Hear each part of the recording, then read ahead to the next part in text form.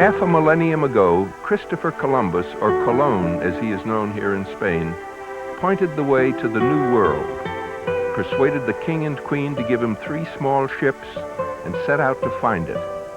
It was one of the great voyages of history. Today, the process of discovery has been reversed.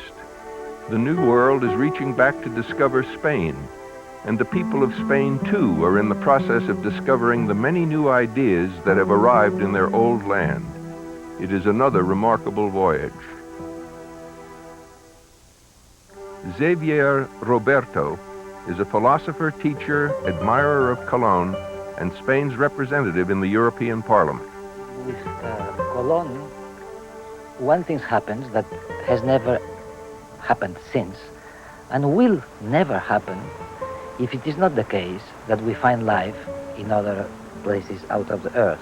If maybe in Jupiter there are little fellows, we may have an experience similar to the one that Colón had. And the nation's most celebrated writer understands why Columbus came to Spain. Camilo José Cela. Spain lies on the crossroads of cultures. Everything passed through here.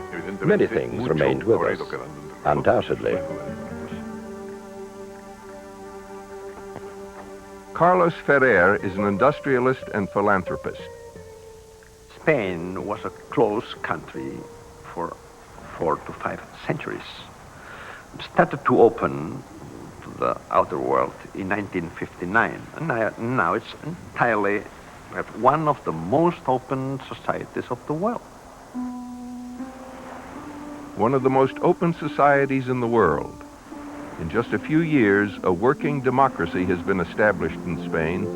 Many see it as a political miracle. Spain is a European country of 38 million people. Bordering France, it is separated from the rest of Europe by the Pyrenees Mountains. With Portugal, Spain occupies the Iberian Peninsula. The capital of Spain is Madrid.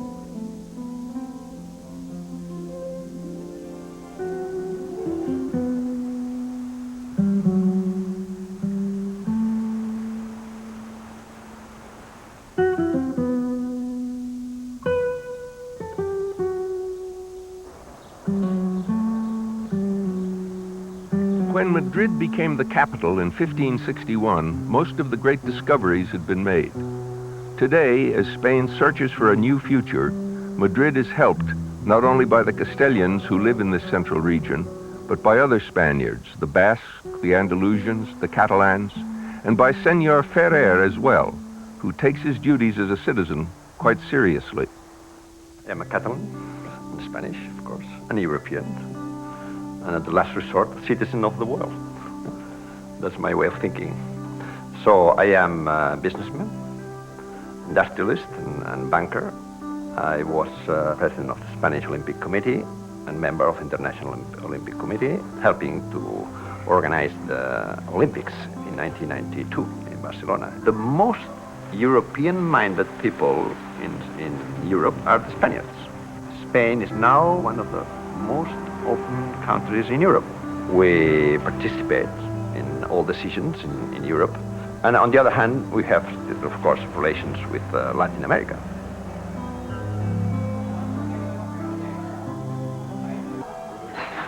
Another thing the Spanish participate in is convivial dining.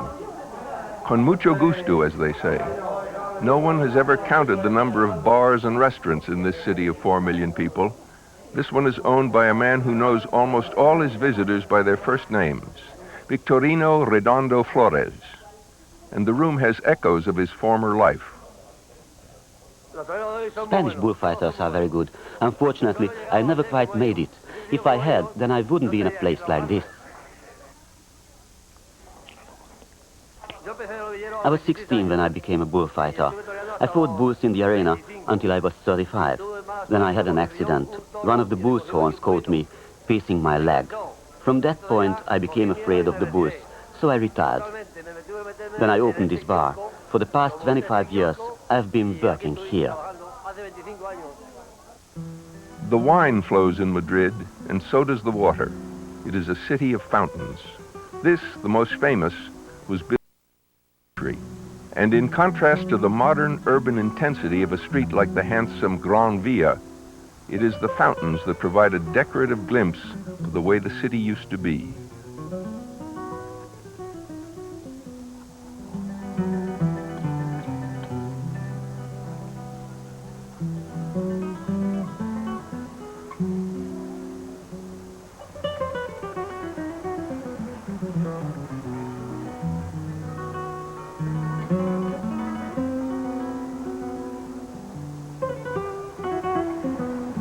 When the victorious King Carlos III built the Puerta de Alcalá, it was not simply for urban ornamentation. It was an expression of a powerful state. Madrid it was the first political power created in Europe, which gave to them a wonderful power, and at the same time a terrible danger, because this unification for Spain was made out of purification of everything. Purification against, in a way, other religions, against modern elements like cities, like merchants, like commerce. The unification of Spain drove out many things, but not the old art of bullfighting. The Spanish bull was once bought and sold in this place. Today it has become a school for young bullfighters. The bullfight will always encircle the Spanish heart. There is a tradition, the Mediterranean tradition, of the bullfight, the fight with the bull, a symbol of masculinity. There are very many interpretations of the tradition, but what seems to be clear is that from a certain point, instead of putting a man to fight against another man with more power, like the Romans would do in the circus, it was taken an animal. Today, in the new Spain, young women like Cristina Sanchez are learning how to fight. When I stand in front of the bull, I feel a great sense of satisfaction. I'm very proud of the fact that I have this kind of courage. It's an extraordinary feeling. I believe that although I am a woman, I can be successful. It is hard enough for men, but naturally it is even more difficult for women. I am confident I will succeed. This is a family tradition. My father was a toreador. I was always captivated by the magic of the fight, as we say. At an early age, I started to train with my father, and I always lived among bulls and bullfighters. Now I am enrolled here at the bullfighter school. I am proud when I kill the bull in a beautiful way. When I have done it well, I feel a type of pride. I rise up over myself and shout, "Ole!" The bull is an animal which was born for this moment. In this respect, the bull is unique. I believe that bullfighting will always exist in Spain. This is an old tradition which, of course, we can never give up. Like Señorita Sanchez and everybody else in Spain, Señor Cela has his own views on the old art of fighting the bull. Camilo José Cela is an outstanding personality. Is very outspoken, writing and speaking, and he just say what people think and many times don't dare to say. Considered the nation's #1 writer, he has been at work since the 30s, and Señor Cela has been accorded many honors, including the unique honor of standing in a photo between the Spanish king and queen.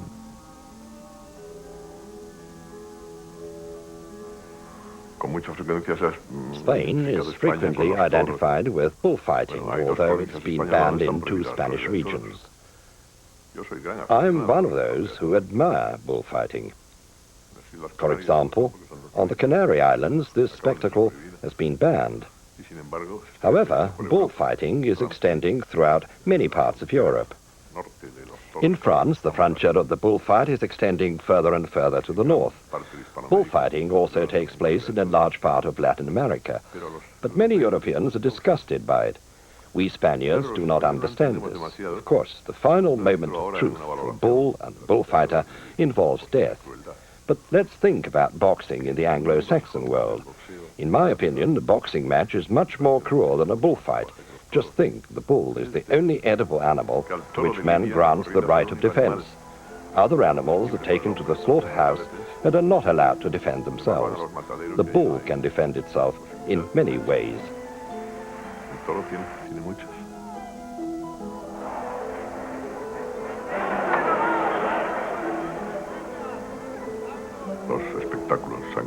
The bullfight is also an erotic spectacle. A bloody spectacle is erotic, especially for the ladies. A female sees the man risks his life. Theoretically, this man could be the lover of the woman.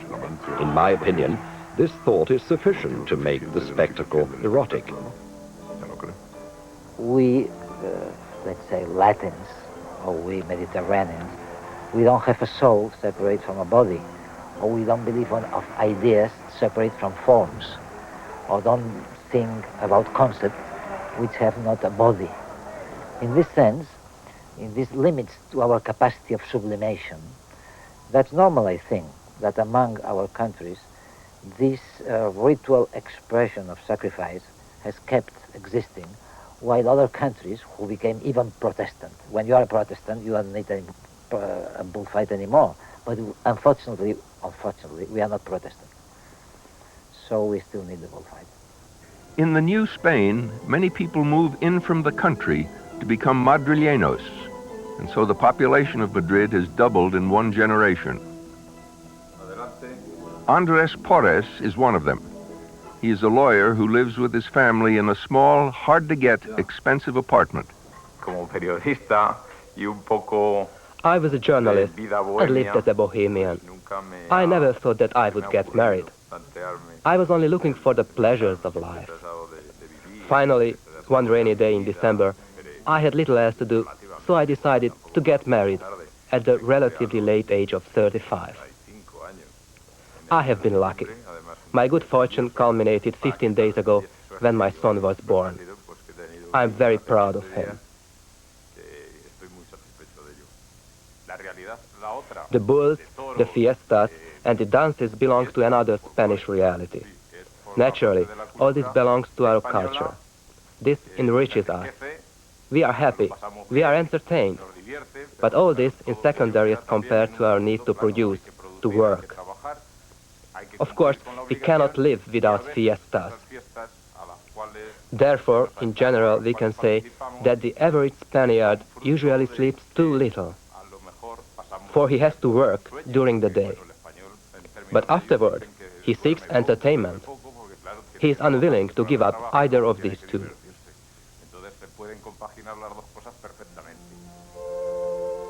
The Royal Palace.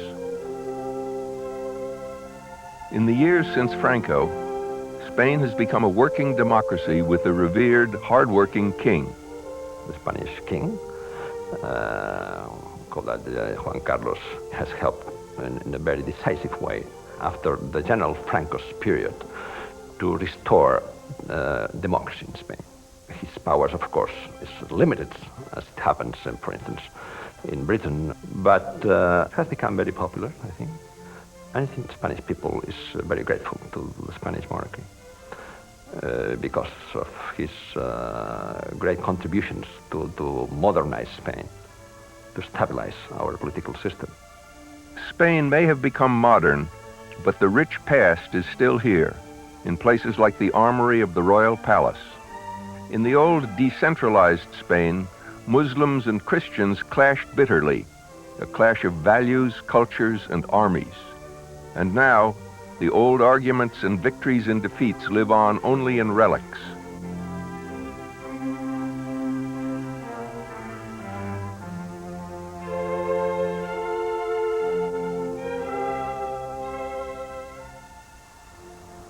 The museums of Madrid are legendary. Most prominent, of course, is the Prado. The curators cannot find space for their 6,000 paintings, so Picasso's painting Guernica is housed today in a nearby building. It commemorates one of the most bitter episodes of the Spanish Civil War, the bombing of the Basque town of Guernica. The great Spanish painters, their styles may differ, but their intensity and their skill have swept through history, illuminating the human condition for 300 years.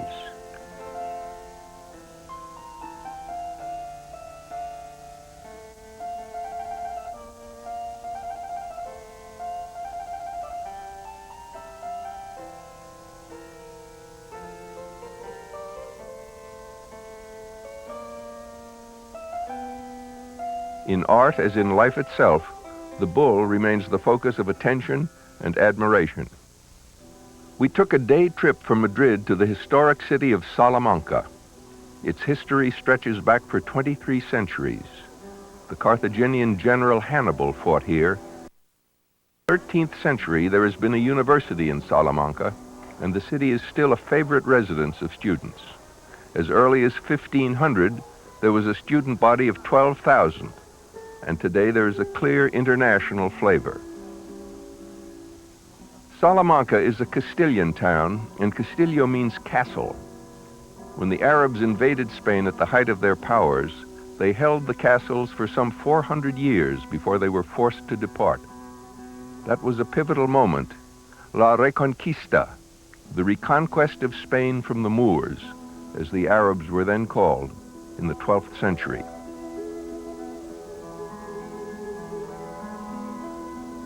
We were on our way then beyond the mountains to Segovia. Our destination was a castle whose Arabic name has been preserved.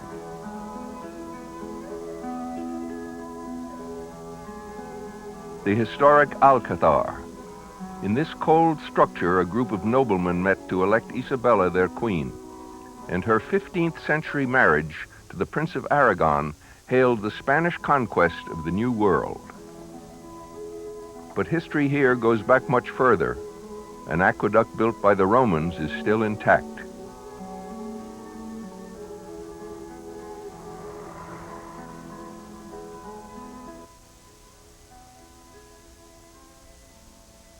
From the earliest days, the underlying nature of this landscape sent the builders a message. It is a land of building blocks. And so it was natural that the walls of Avila were built of stone. Built in the year 1088, Avila was an important Christian fort city in the long fight against the Moors. If you live in Avila today, you are quite literally encircled by history.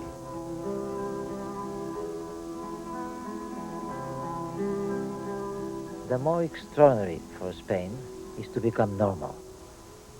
We have been so long time we have been extraordinary that to be ordinary, it's wonderful. And yet there are some things in Spain that are inherently extraordinary, like the musical sounds that flow out of the shop of Manuel Contreras.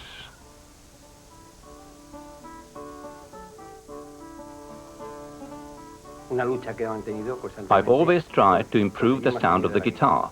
This resulted in my invention of the double-covered guitar body, which has a much improved sound.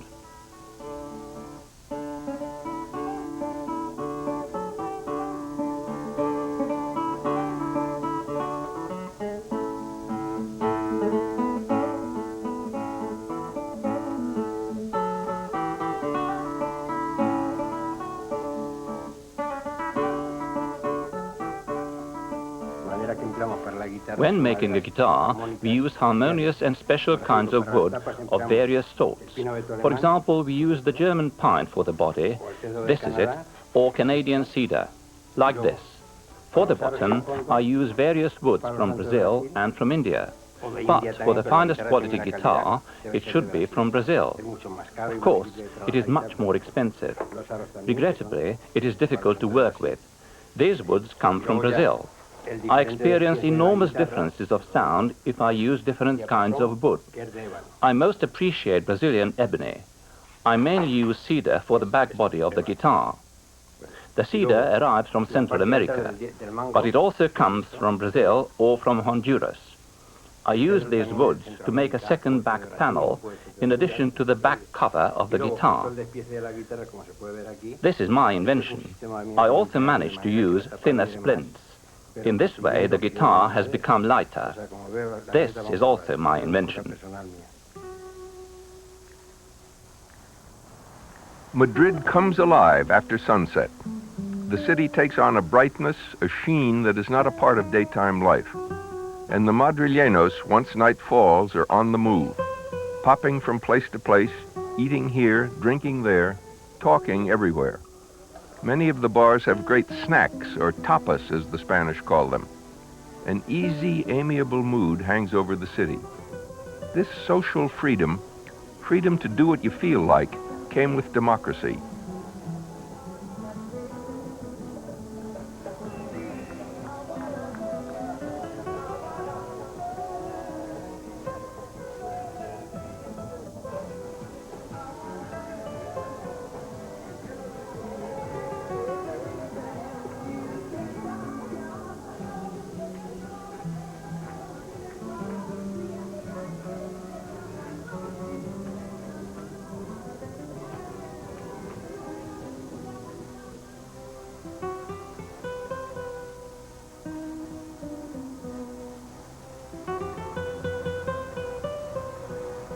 In the Franco period, there were many restrictions dictated by the church. Now there are no such borders. Even light drugs are legal. The Spanish capital has become one of the most lively of European capitals. Andres Porres knows the scene well. At night, we meet our friends in one of the bars. We have one or two drinks. We check out what's going on. Then we go to another bar, then to another. We get into the car and go somewhere else. During the evening, we visit 6, 7, or even 8 places. It depends how much our bodies can bear. We drink one glass everywhere. It may be whiskey or rum with cola, which we call Cuba Libre. These are the drinks we have at night. Of course, in the summer, we also drink soft drinks. It's very warm in Madrid, sometimes reaching 40 degrees centigrade. So nobody wants to crawl into bed in that kind of heat. So people go into a bar, sit on the terrace or in the park. We try not to lock ourselves into our homes. We escape from the apartments, from the heat. We look for nightlife and sleep very little. But when the early morning comes, we have to get up and go to work. For work waits for no one, and we have to get the job done. And they go to hear music, which always seems to begin late at night.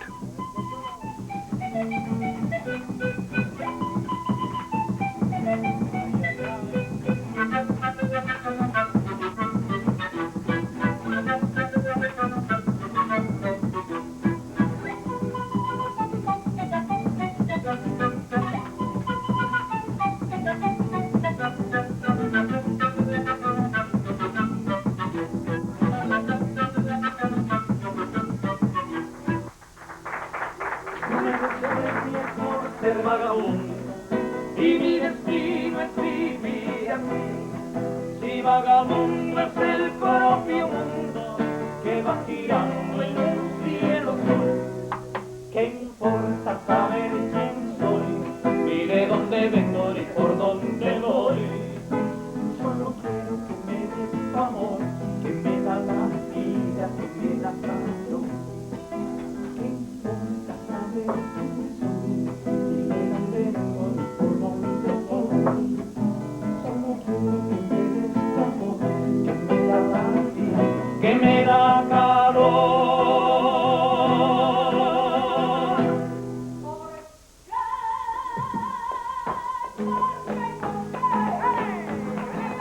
The flamenco.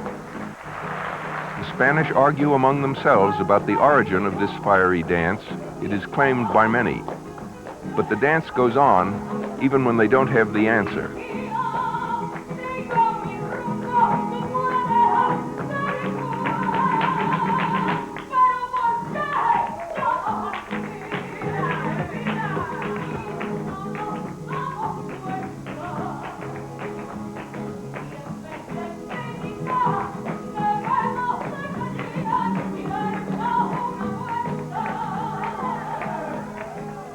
There are few towns on earth where tradition and modernity harmonize as they now do in Madrid. There seems to be no border between the past and the future, nor between the old and the new world.